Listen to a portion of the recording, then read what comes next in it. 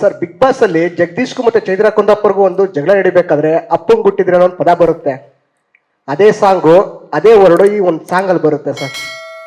ಅದು ಯಾಕಂದ್ರೆ ನಿಮ್ ಸಿನಿಮಾದಲ್ಲಿ ಯಾಕಂದ್ರೆ ನಿಮ್ಮ ಅಭಿನಯ ಚಕ್ರವರ್ತಿ ಭಾಷಾ ಅಂತ ಯಾಕಂದ್ರೆ ನಿಮ್ ಸಿನಿಮಾದಲ್ಲಿ ಆ ತರ ಬರೋದು ಕೆಲವು ಫ್ಯಾನ್ಸ್ಗಳಿಗಾಗಿರ್ಬೋದು. ಇಲ್ಲ ಸರ್, ಆಗಲ್ಲ ಅದು. ಒಬ್ಬ ಪ್ರಪಂಚದಲ್ಲಿ ಲೋಫರ್ಗಳಂತ ಇರ್ತಾರೆ. ಹೆಣ್ಮಕ್ಳನ್ನ ಎತ್ತಾಕೊಂಡೋಗಿ ರೇಪ್ ಮಾಡಿ ಡಿಕ್ಕಿಯಲ್ಲಿ ಹಾಕೊಂಡವ್ರು ಅವ್ರಿಗೆ ಹೇಳೋದು ಅಪ್ಪಂಗೆ ಹುಟ್ಟಿದ್ರೆ ಬಾರೋ ಅಂತ. ಅವ್ರಿಗೆ ಹೇಳಿರೋದು, ಒಳ್ಳೆಯವ್ರಿಗಲ್ಲ. ಮಿಸ್ಟೇಕೇ ಮಾಡ್ಕೊಂಬೇಡಿ.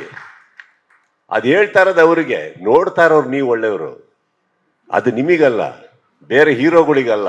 ಇದು ಅವರಿಗೆ ಟಾಂಟ್ ಕೊಟ್ರ ಇವರಿಗೆ ಟಾಂಟ್ ಕೊಟ್ರ ಅನ್ನೋದು ಬೇಡ, ಯಾರಿಗೂ ಅಲ್ಲ. ಆ ಸಿನಿಮಾದಲ್ಲಿರೋ ವಿಲನ್ಸ್ಗೆ. ಅಂಡ್ ಯಾರಿಗೂ ಯಾರು ಟಾಂಟ್ ಕೊಡ್ಬೇಕಾಗಿಲ್ಲ ಸರ್. ಎಲ್ಲ ನಮ್ಮ ಚಿತ್ರರಂಗದವರು, ನಮ್ಮ ಸಹೋದರರೇ, ಎಲ್ಲರೂ ಅವ್ರವ್ರ ನೋವುಗಳಲ್ಲಿರ್ತಾರೆ. ಅವ್ರಿಗೆ ಬಿಡಬೇಕು. ಎಕ್ಸ್ಟ್ರಾ ಉರಿತಾರೋ ಬೆಂಕಿಗೆ ಎಣ್ಣೆ ಹಾಕಬಾರ್ದು, ಆಗಿರೋ ಗಾಯಕ್ಕೆ ಉಪ್ಪು ಹಾಕಬಾರ್ದು. ಅಲ್ಲಿಗೆ ಬಿಟ್ಬಿಟ್ಟು ಮನ್ಸು ಒಳಗಡೆ ಒಂದಿಷ್ಟು ನಗು ಹಾಕೋಣ, ನಗಾಡೋಣ, ಖುಷಿಯಾಗಿರೋಣ, ಎಣ್ಣೆ ಹೊಡೆಯೋಣ, ಖುಷಿಯಾಗಿರೋಣ. Thank you.